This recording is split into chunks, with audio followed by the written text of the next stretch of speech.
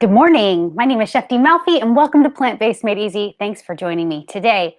I want to make a breakfast with you this morning that's super quick and easy. This time, we're going to make a zucchini onion chickpea scramble. I know what you're thinking. You probably can't make a scramble without eggs, right? Wrong. You totally can. Because this is Plant-Based Made Easy, I like to make plant-based food and cooking super joyful, fun, nutritious, all of the above. You can find all these recipes within my August 2020 cookbook. It's right here. And I'll drop a little download link into the comment box if you're interested. And we're going to be actually making breakfast in week 4 today. This is the 4th week of the month. And Mondays, we always do breakfast. And I always like to make my breakfasts quick and easy. So without further ado, let's get into it. So I'm going to give you 2 variations for this recipe. One is the traditional recipe, the way that it's written, which contains a little bit of extra virgin olive oil. The first thing that I'm going to do is start my saute pan on a medium high or so. And I'm going to kind of go out of order here because I want to start my vegetables first. I want to get them sauteing in my saute pan. So I'm going to use a little bit of extra virgin olive oil as the base, about a tablespoon. It's not that much, but if you are whole food plant-based, one of the best ways to swap out oil for a recipe like this is using vegetable broth. This is a perfect example of what I mean. You can get these little boxes of vegetable broth or the regular 2-cup boxes of vegetable broth, and they're wonderful. They're really, really great because you can actually use it in the place of oil. What you want to do is just basically moisten the bottom of the saute pan, and then you can add your other ingredients. Whatever you're using, either stock or oil, let it come up to heat and then add your vegetables. So let's get our vegetables prepped as the oil gets hot, all right? I'm going to use a little onion. I'm going to use a yellow onion for this, and I'm using a small one today, and a little zucchini. So I want about 1/4 cup of onion. So I probably am only going to use like the side of the onion, or as I like to say, the onion cheek. So I'm just going to slice away like the side or the cheek. See it? With my onion cheek, right? And then I'm going to take this, and I'll show you on the overhead cam here what I'm doing. I'm going to remove the outer skin and just that first outer layer. And what I'm going to get is just this half or this cheek right on my cutting board. And I'm going to use my left palm, or if you're right-handed, you can actually use your other side, but use your palm and hold down that half, right? Now take your chef's knife and run your knife through the onion, but not going all the way through. So do you see that the onion has not gone all the way through? That's a good view. And I've created this little plank. Whoop! I'll show you again. I'm going to go 1/4 inch higher and create another plank. So now we have these 2 open kind of planks. See that? Let me show you. There we go. See that? Yeah. I'm going to keep going 1/4 inch higher and higher again until I reach just basically right below my palm, and then turn the onion and go perpendicular with your slices. Again, not going all the way to the end. Turn it back to the first position, and then just give this onion a small dice. And what you should have remaining is about 1/4 cup of like nicely, evenly, quickly diced bits of yellow onion. Perfect. All right, so this is going to go right into my saute pan. And then use a heat-resistant spatula. Super important for this. You can use wooden spatula too, or wooden spoon as well. But a spatula is going to be great because when we get actually to making the scramble itself with the chickpea batter, we want something that's like spatula, that's soft, that's going to be able to sort of like scoop around the pan. And I want it heat-resistant so that nothing will actually like melt away. The edges won't crack off or break off or melt away. And this is heat resistant up to 450 degrees. So that's really great. And then I've mentioned this in the past, and I'm going to mention it again.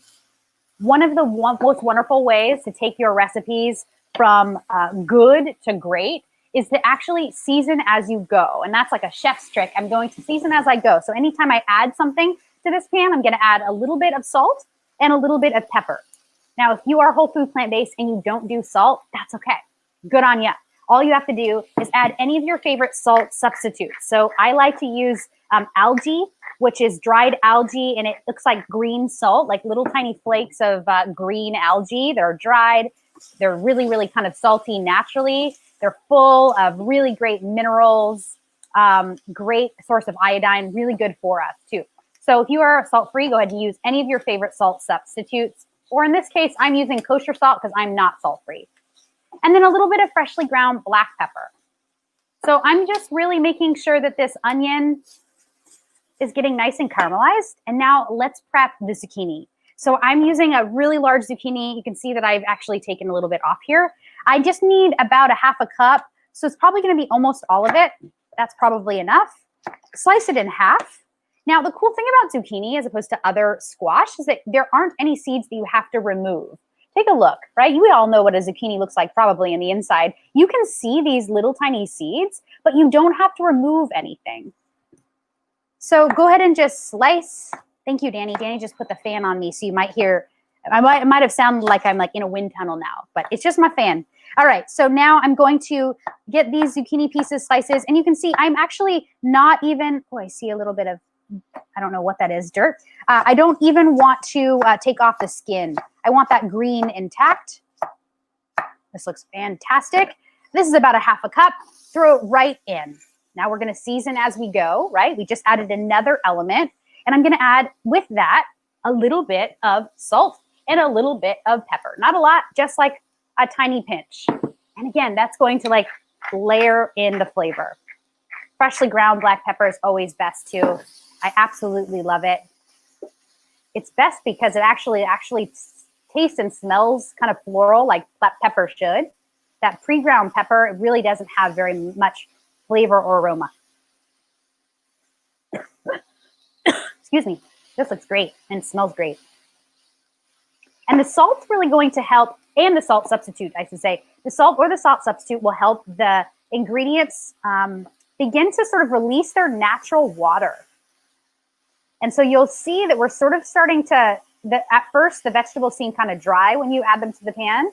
And then once you add the salt, they start to look kind of like moist. You see that? They're starting to glisten a little bit. I'm going to show you in the overhead. I'll bring it right up. They're starting to get a little bit moistened. You can really see it right here. There we go. That looks beautiful. Put this down. Now, do not worry. Do you see this like darkened sook? It's called sook. That's the French terminology. All this dark bits, that's okay. That is going to come right up. And I'll show you that actually you can make it come up with just a little bit of deglazing. Watch this. I'm going to add just a touch of water. And as I add this water, the sook will naturally kind of come up. Well, I dropped the heat, so maybe that was a really kind of not a great example, but it will, and it will happen rather quickly once I get this heat up. It's starting to happen now. I'm using induction here, so it happens rather quickly. This looks fantastic. And as the water kind of like continues to deglaze this pan, the rest of these black sook marks will kind of be released from the vegetables, and all of that will add flavor to our final dish. All right, so now let's make the eggless egg batter. Love this stuff, all right? We're gonna do this in a clear bowl so you can follow along with me. I'm gonna do it right here. Now to this, I want 2 ingredients, really simple. Half a cup of each. I want a half a cup of graham flour, or in this country, the United States, we call it chickpea flour or garbanzo bean flour. Now the cool thing about this is special. This is actually sprouted, and this comes from Thrive Market, which I really love. And I'm gonna use a half a cup of this. Now, why sprouted versus regular graham flour or chickpea flour? Well, sprouted makes products easier to absorb the minerals and the vitamins in the body. So that's why I'm going to use sprouted. Plus, that's all they had. And I happen to just love sprouted ingredients. I love sprouted pasta, grains, popcorn. Sprouted popcorn is one of my absolute favorite things. Sprouted bread, muffins, all of that. Really good stuff. Sprouted gives it an extra kind of nutty flavor as well. Not overwhelmingly so. And then a little bit of vegetable broth. So I'm using the Pacific organic vegetable broth. And I've been loving these little 8 fluid ounce boxes so that I can use what I need and save the rest, and I don't have to open a huge can or a huge box. And then another half a cup. So half a cup of the chickpea flour to a half a cup of the vegetable broth. Throw this right in. And then we're going to give this a whisk. All right. Let me just check my veg here. This looks great. You really want your vegetables to be nice and tender before you add your batter. So I'm just going to bring down the heat for a second. Now, come back to that batter and give it a whisk. Just like you would whisk eggs, right? You definitely want to whisk this until it's nice and smooth.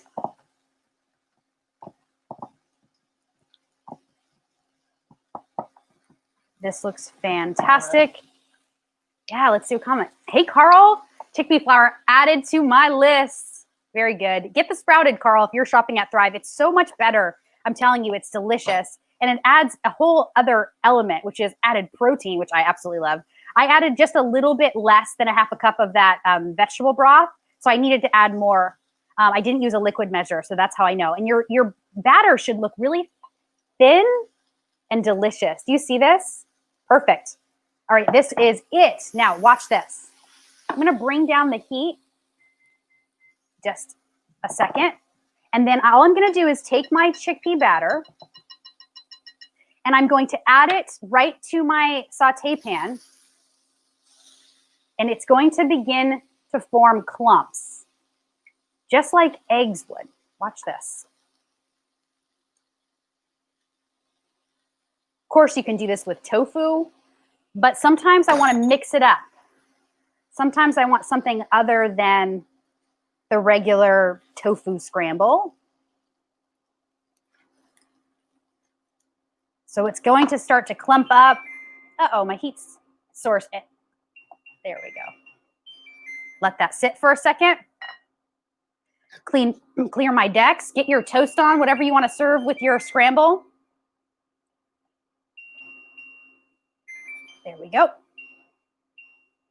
You just lost heat, so give it a second. I need to take some water.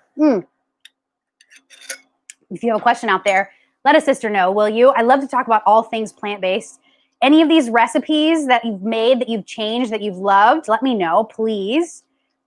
We've been having such a great time. Like I said, we're in week 4 of the Plant-Based Made Easy amazing cookbook showcasing, I should see. It's so hot here too. We've been cooking, even through this heat, we've been cooking and having a great time in the studio. Last week we had, I want to just do a shout out for the most popular of the dishes that we cooked. Danny, the most popular of the dishes last week was Mondays. Is that right? Yeah, the key lime. The key lime smoothie. If you guys have not had a chance to check out the key lime smoothie, definitely check it out. Or lime pie smoothie, rather. You can make it with key limes, with regular limes. It's so great. And it was basically like lime custard in a cup. It was super refreshing. And then we also really got a lot of love on our smoky chickpea split pea soup. That was really, really fun. I loved it. Question? Yeah, let's do a question. Would you add like basil, maybe onion powder, etc., before adding to the heat? Yeah, you can actually season your vegetables, and that will just be wonderful. You can add fresh herbs as well as dried. I actually have some thyme here. Great timing, Carl. I'm going to add some fresh thyme to my mix, and you can add anything. I really like the soft herbs, though, for this. It's really, really nice, and this is going to kind of accentuate the dish. So, Carl, you're bringing up something really important, which is these herbs are not only going to add like another layer of flavor, but they brighten everything. So I'm just going to prepare some of this fresh thyme by taking the stem. Let me show you on the, actually, I'll show you just up close. Taking the stem and kind of just like removing, oh no, you can't see it. See, we're here. Right, kind of just like, catch me if you can, Cam. You're just basically taking these little leaves and taking the stems from them right off.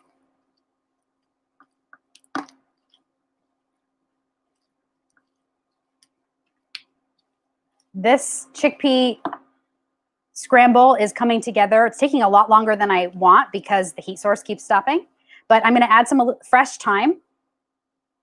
You could add anything, parsley, chervil, tarragon, that would add sort of like an anise flavor. Truly anything that you want. Why is my heat source going off? Sorry about it. Okay, it's going to take a little bit longer, but generally this really should only take about 5 minutes. I think we're in that range. This is also wonderful with potatoes, with some toast, whatever you want. Just kind of make it your own, make it right for you and your family.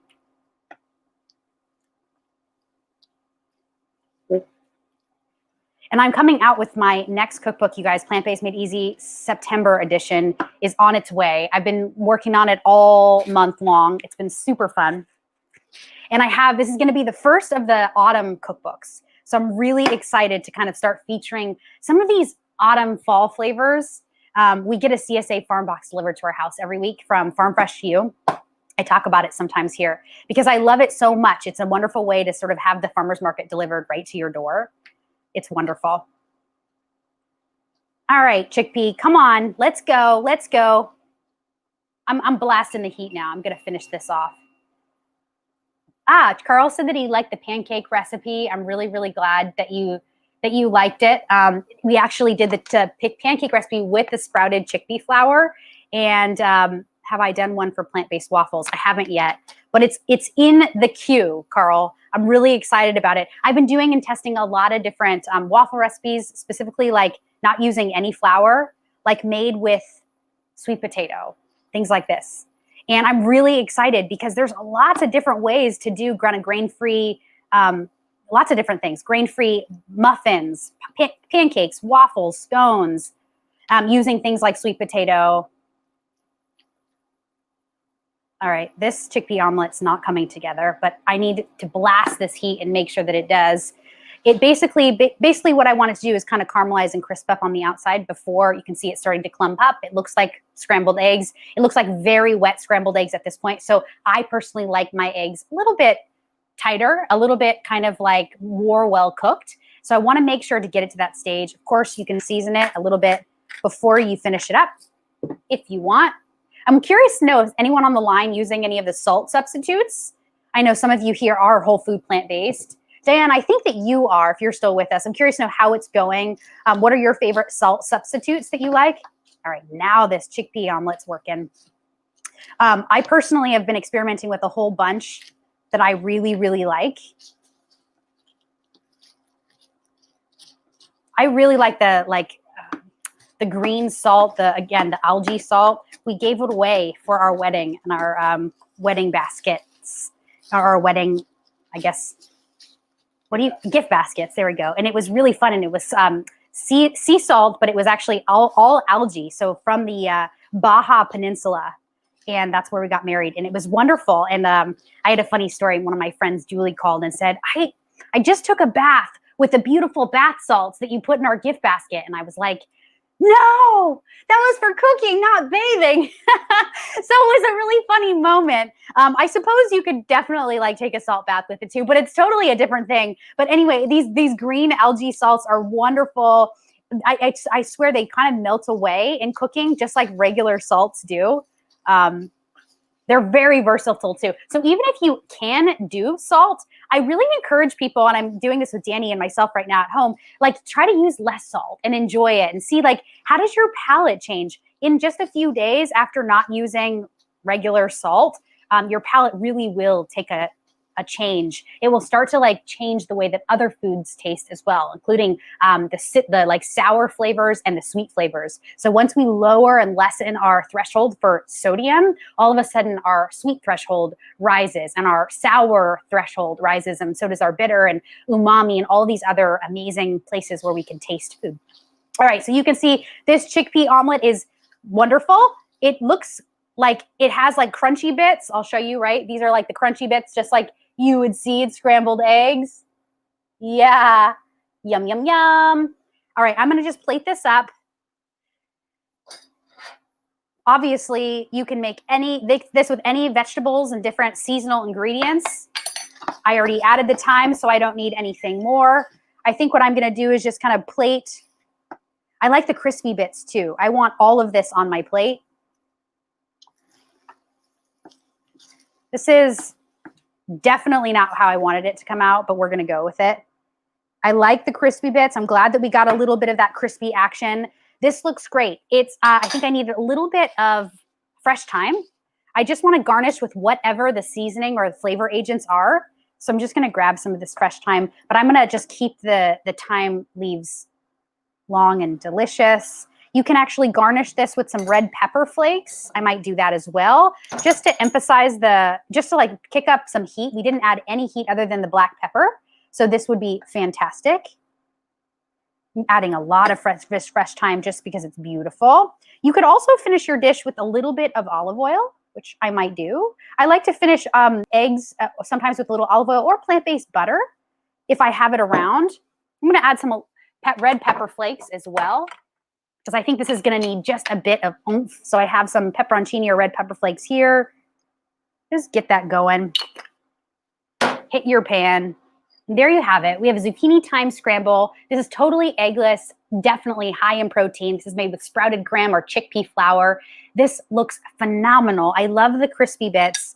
And I love the fact that we're using zucchini and onion. These are perfect flavors right now during this month. I love the crispy bits, so I'm just gonna go for it right here. You can see this is a perfect bite. A little bit of that omelet with the onion, zucchini. I can see the thyme, a little drip of olive oil. Here we go.